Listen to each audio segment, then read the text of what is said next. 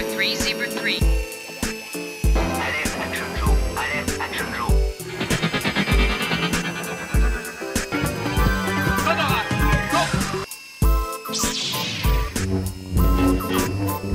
I'll be back.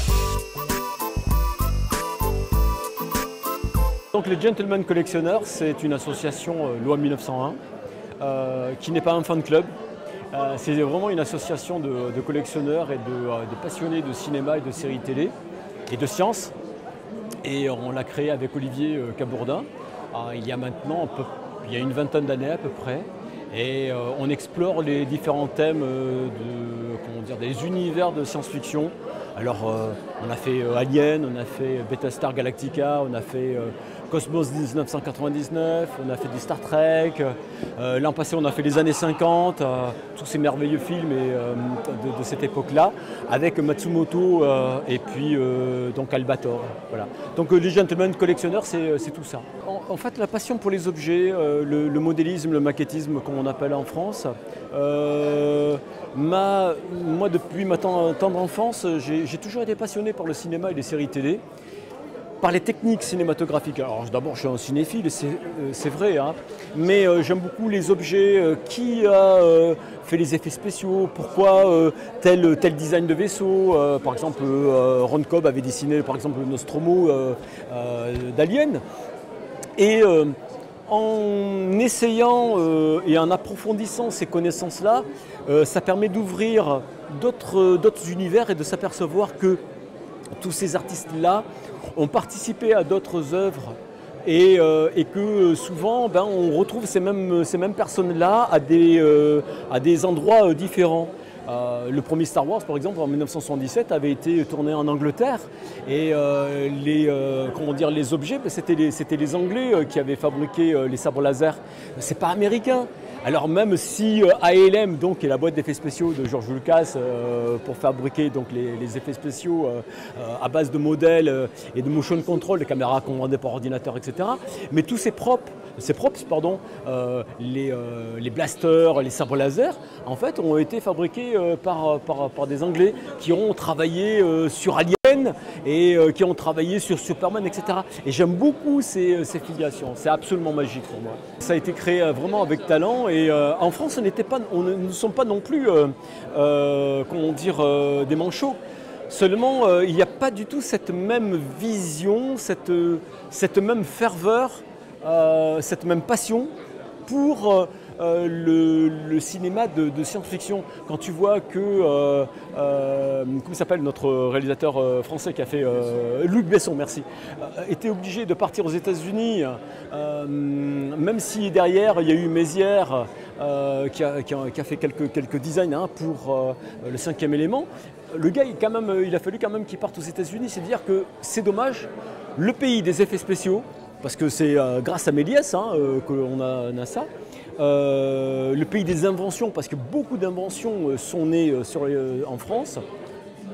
Eh bien, on est obligé d'aller à l'étranger pour pouvoir réaliser. Je trouve ça, c'est un petit peu dommage. Alors effectivement, pour revenir sur les techniciens, les artistes essentiellement étrangers, tu prends Mobius, Jean Giraud, il a travaillé sur le projet de Dune de Jodorowsky, et puis c'est quand même lui qui a signé quand même beaucoup de choses pour Alien de Ridley Scott en 1979, et en particulier les pressure suits, à savoir les scaphandres qui sont magnifiques. Voilà. Donc on a des Français quand même qui se débrouillent très bien, mais on ne sait pas faire fructifier, thésauriser et profiter de ces passions-là, de ces talents-là. C'est un peu dommage.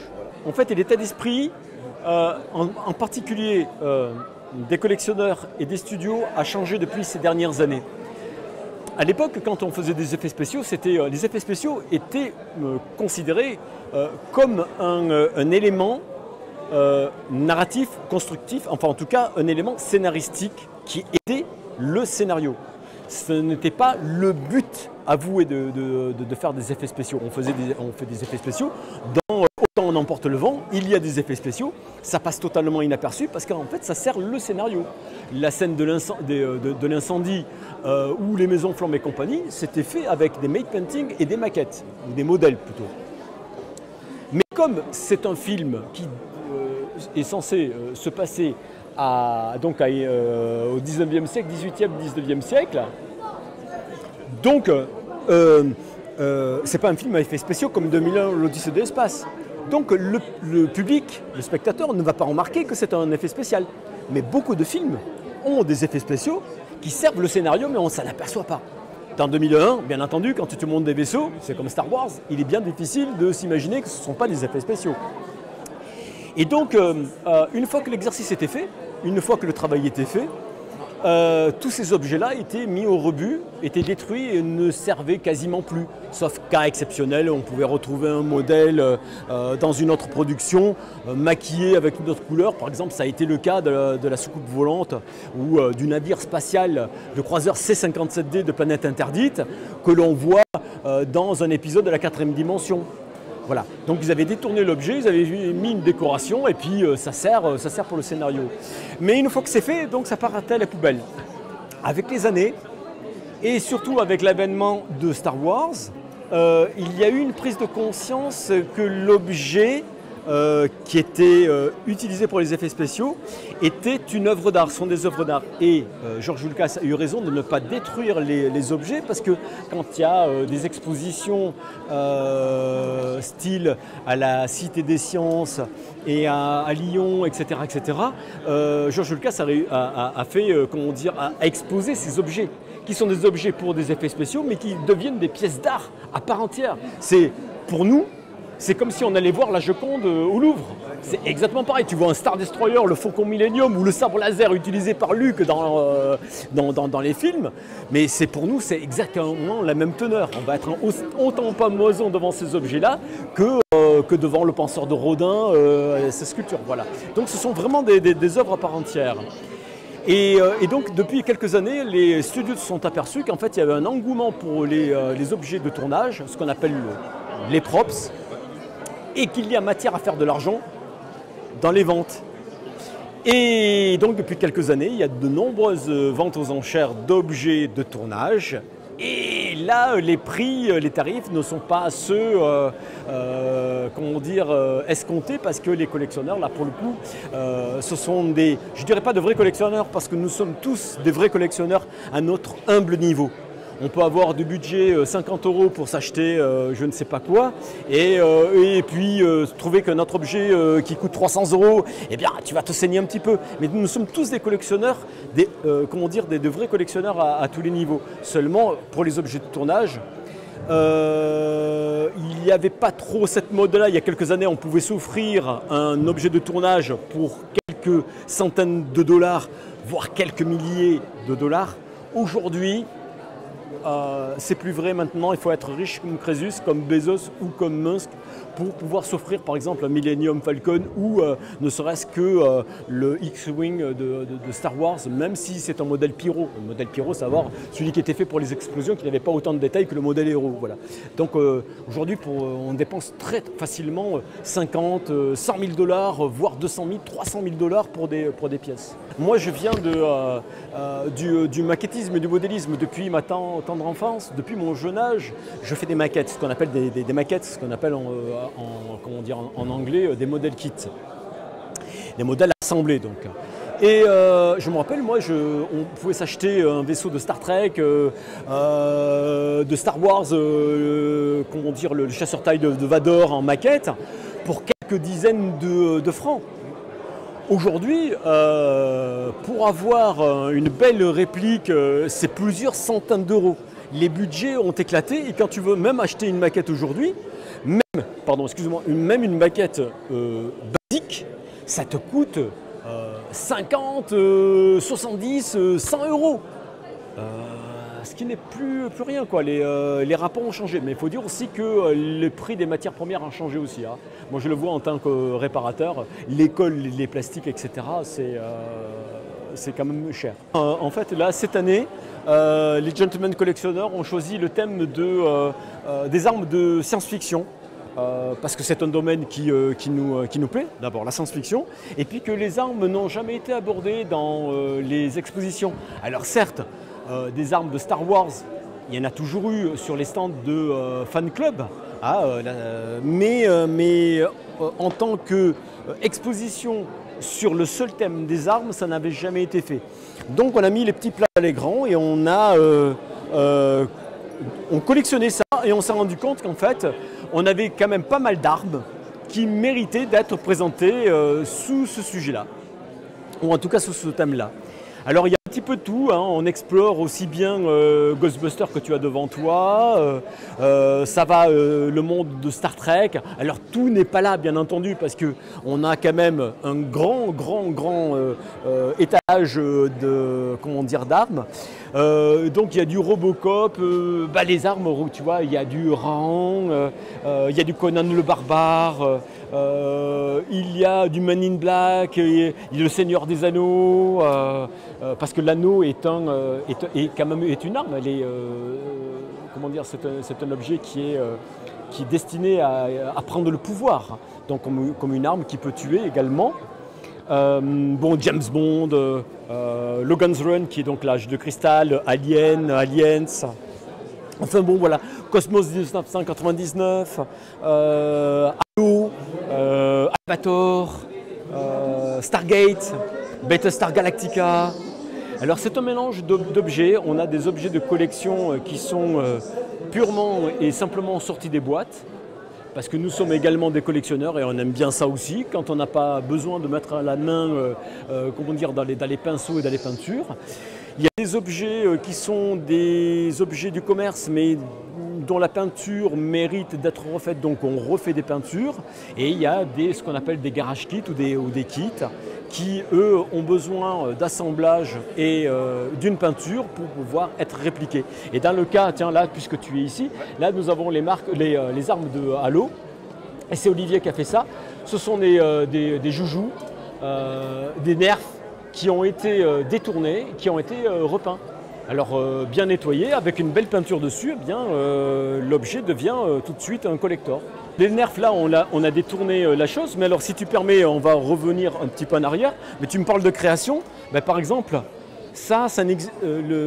le pistolet de Roger Rabbit, enfin en tout cas d'Eddie Valiant, donc qui est le privé, qui enquête sur les meurtres dans Toonville, eh bien c'est un objet que j'ai fabriqué entièrement. Alors, pas les balles, parce que les balles viennent d'une sculptrice, d'une artiste qui s'appelle Delphine Pop, qui a très très joliment fait représenter les balles. Donc, comme c'est une artiste, mais j'aime bien les artistes aussi, et puis elle les a très bien fait, donc ce n'est pas la peine que je les fasse moi. En revanche, le pistolet, je l'ai fabriqué entièrement à partir du modèle de tournage. Voilà. Donc ça, c'est une création. L'arme du capitaine Nemo, c'est exactement pareil. Voilà. Donc les gentlemen collectionneurs ont cette faculté d'être à la fois des collectionneurs et des maquettistes et des modélistes. Donc, quand il y a quelque chose qui n'existe pas, on le fabrique. Quand il y a quelque chose qui existe et qui n'est pas parfait, on essaie de le rendre le mieux possible. Et quand il y a quelque chose qui est très bien, eh bien on le sort de sa boîte et on le présente. L'année prochaine, on a rendez-vous avec le monde de Cosmos 1999, associé au monde de 2001, l'Odyssée de l'espace. Parce que les deux sont intrinsèquement liés. Le professeur Kelp, il a une belle aventure et j'en suis très très fier. Il a été créé il y a maintenant un peu plus de 20 ans et je m'en étonne tous les jours en fait de voir l'engouement. L'engouement vient pour beaucoup maintenant du fait que c'est mon activité professionnelle, que je suis le rare professionnel, de réparateur professionnel qui s'occupe des collectionneurs, des statuaires, des objets de collection des collectionneurs. Et donc le professeur Kelp, il est né il y a 20 ans pour le magazine 10e Planète, où j'avais créé la clinique du professeur Kelp, où je m'étais fait cette remarque, c'est que on réparait les nounours en peluche, on répare les poupées, mais tout ce qui était Proder, les Corgili Ninky, les Goldorak en plastique, etc., tous les Action Joe, etc., en fait, quand c'était cassé, on les mettait à la poubelle. Alors je me suis dit, tiens, là, il y a matière à faire. Donc j'ai créé la clinique du professeur Kelp comme ça. C'est une rubrique qui a eu beaucoup de succès, avec un grand soutien d'Erwan Le Vexier, qui est devenu rédacteur en chef par la suite, parce que c'est un magazine qui avait été créé par Jean-Marie Mongin, qui était le directeur général à l'époque de la maison d'édition dans laquelle je plus tard j'ai bossé. Et puis donc le professeur Kelp a eu beaucoup de succès. Le principal élément qui a permis le succès du professeur Kelp, c'est que d'abord Kelp dispensait dans le magazine des informations, des techniques que j'avais moi développées en tant que maquettiste et professionnel. Et la deuxième chose, c'est que je m'adressais directement au public en le tutoyant, au lecteur, avec des jeux de mots pas possibles. Tu connais ça, je ne suis pas le dernier pour ces bêtises-là et j'adore ça. Et donc cet ensemble de choses a permis de créer l'intérêt pour le professeur Kelp. En plus, bien entendu, d'essayer de faire des réparations qui tiennent la route. Et 20 ans après, et maintenant ça fait un peu plus de 5 ans que j'exerce en tant que professionnel, j'ai vu en 20 ans et en 5 ans, j'ai vu évoluer quand même la qualité des objets, j'ai vu évoluer également les tarifs, j'ai vu évoluer les tailles, les dimensions des objets que l'on propose aujourd'hui. On est loin, très loin de la réplique plus ou moins basique. Non seulement c'est le grandeur nature, avec l'avènement de l'image, de la modélisation 3D, parce qu'il y a le scan, effectivement, mais aujourd'hui c'est la modélisation 3D plus l'impression 3D. On arrive à avoir un niveau de détail jamais obtenu, jamais atteint. Et c'est à double tranchant parce que moi il y a des choses que je ne peux plus réparer parce qu'il y a un tel niveau de détail. Parce que quand tu as par exemple un chandail de je ne sais quel personnage, Usopp par exemple, où tout est comme si on avait tricoté à la main, alors que le truc est si c'est cassé, il y a de forts risques que je ne puisse plus réparer. Parce qu'une réparation fait intervenir des cols, fait intervenir des mastiques, fait intervenir des ponçages, tu fais disparaître des détails. Et pour refaire des détails qui ont été créés en numérique, c'est impossible. Il y a ça, la dimension des pièces qui est devenue maintenant énorme.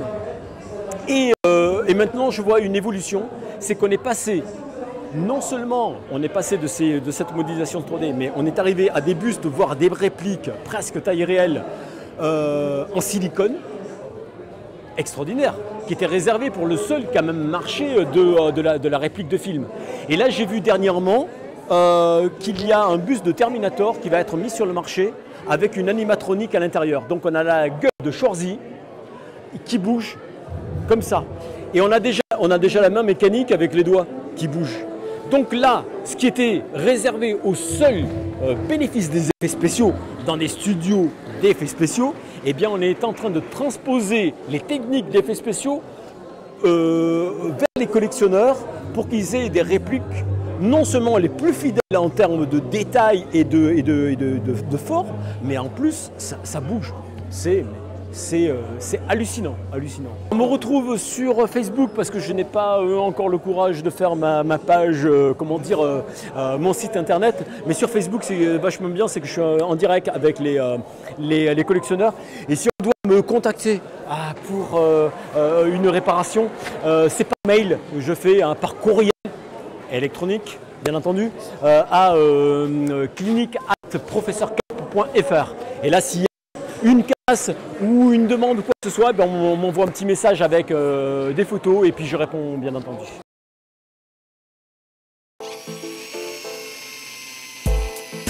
Zebra 3, Zebra 3. Alert, action show. Alert, action show.